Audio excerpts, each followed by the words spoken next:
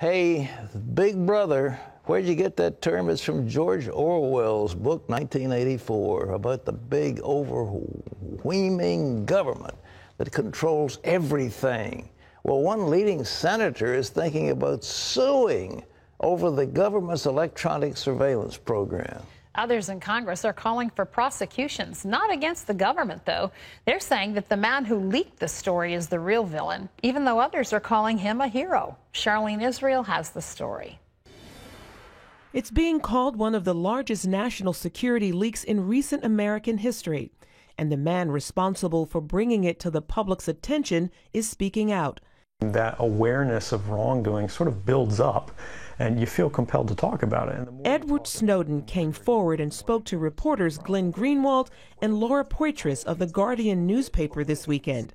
He says he was on the job only 3 months when he discovered that the top-secret government agencies were collecting phone records of Americans and gathering data from major U.S. internet companies. He says he revealed the program because it invades privacy. Even if you're not doing anything wrong, you're being watched and recorded. I, sitting at my desk, certainly had the authorities to wiretap anyone, from you or your accountant to a federal judge to even the president if I had a personal email. Government officials call Snowden's actions reckless and dangerous. President Obama said the government surveillance was necessary to fight terrorism. But the fact of the matter is, in our modern history, there are a whole range of programs that have been classified because when it comes to, for example, fighting terror, our goal is to stop folks from doing us harm. Some lawmakers are calling for Snowden to be prosecuted to the fullest extent of the law, and the Justice Department has launched a criminal investigation. It's dangerous to our national security, and it violates the oath of which that person took. I absolutely think they should be prosecuted. Other lawmakers support Snowden's actions. Senator Rand Paul says he wants to block the NSA's broad surveillance programs. But we're talking about trolling through billions of phone records. We're not talking about going after a terrorist. I'm all for that. But don't troll through 1 billion phone records every day. That is unconstitutional. It invades our privacy. Senator Paul is considering filing a class action lawsuit at the U.S. Supreme Court.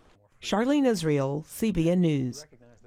Thanks, Charlene. You know, remember Ellsworth, the Pentagon Papers, I mean, the New York Times, et cetera, et cetera. The Supreme Court, the courts all cleared those people that this was important and that he was releasing all sorts of confidential stuff. The existence of this massive program, I don't think, is something that should be kept secret. I mean, let's face it. This is the invasion of the privacy of all of us, and I think we all ought to be in on the conversation. And if this man has to flee the country, I'm sure there must be some place, but there's some talk about him going to the Soviet Union. That would be a big mistake, or to communist China, equally big mistake. But the government shouldn't go after him. He's a hero. Well, while the government surveillance program is designed to stop terrorist attacks, the FBI is apparently taking a very different approach to the issue. Lee Webb has that story from our CBN News Bureau in Washington, D.C. That's right, Pat. The FBI has removed material that may be offensive to Muslims from its anti-terror training guidelines. A report from Judicial Watch indicates that materials linking the Muslim Brotherhood to terrorism or profiling terrorists as young male immigrants of Middle Eastern appearance are now gone. The Bureau calls such references unsuitable in the current political context. An independent group of subject matter experts reviewed the FBI's training material on counterterrorism. They recommended the removal of the offensive material on Islam from FBI offices around the country. Florida Senator Marco Rubio tells CBN News he has a plan to get rid of Obamacare. It would involve passing a constitutional amendment that would ban any law that taxes Americans who do not buy a good or service. The new health care law, Obamacare law, does just that. Rubio sat down with CBN's David Brody to explain the problem with that. Under the ruling the Supreme Court had, if tomorrow the federal government decided every American must have a smartphone, and if you don't, we're going to tax you for not having a smartphone, they could do that under the logic of this ruling. So obviously health care is a much bigger issue. So we are basically filing a constitutional amendment which says that you can't do that the government cannot compel Americans to buy a service or a good by punishing them for not doing it. And by the way, Rubio is calling his amendment the right to refuse amendment. He believes it will gain support when Americans start to realize just how bad Obamacare is. By the way, we'll have more of David's interview with Rubio Tuesday on the 700 Club. He goes in depth about his efforts to lead the way on immigration reform as well. A top Israeli official warns that Iran is planning on building more than just a nuclear bomb. It wants to build an arsenal of nuclear weapons. Israel's Strategic Affairs Minister Yuval Steinitz says Iran's goal is to produce dozens of nuclear bombs each year. We are speaking about an historical game changer. It's going to change the world. It's going to create a dangerous new world, totally different than today. It's going to have terrible, dramatic effect, not just on the Middle East and Israel, but also on Europe and the United States and beyond. Steinitz says international sanctions against Iran are significant, but it's not enough to make Iran abandon its goal of a nuclear arsenal. The number of homeschooled children in this country has increased by 75% since 1999. The report found in Education News is more proof that a growing number of parents are rejecting public schools. Researchers also say the number of primary-aged homeschool kids is growing 7 times faster than public school kids.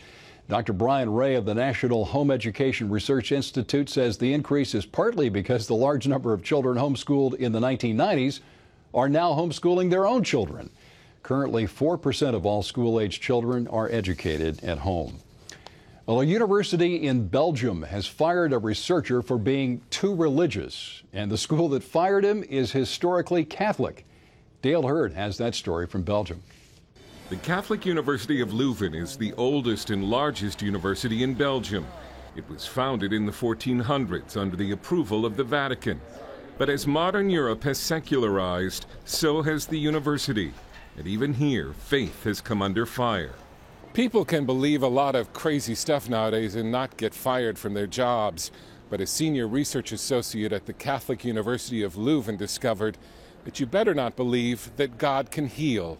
Fernando Pauls worked at the university's Research Institute for Work and Society for 11 years without a negative review, when he was suddenly fired. If you'd have asked me, do you get a new contract? I would say yes, of course. Do you have problems with your colleagues? No, everything's fine, you know. So there was no issues there. A week later, I'm out, and I'm like, what happened?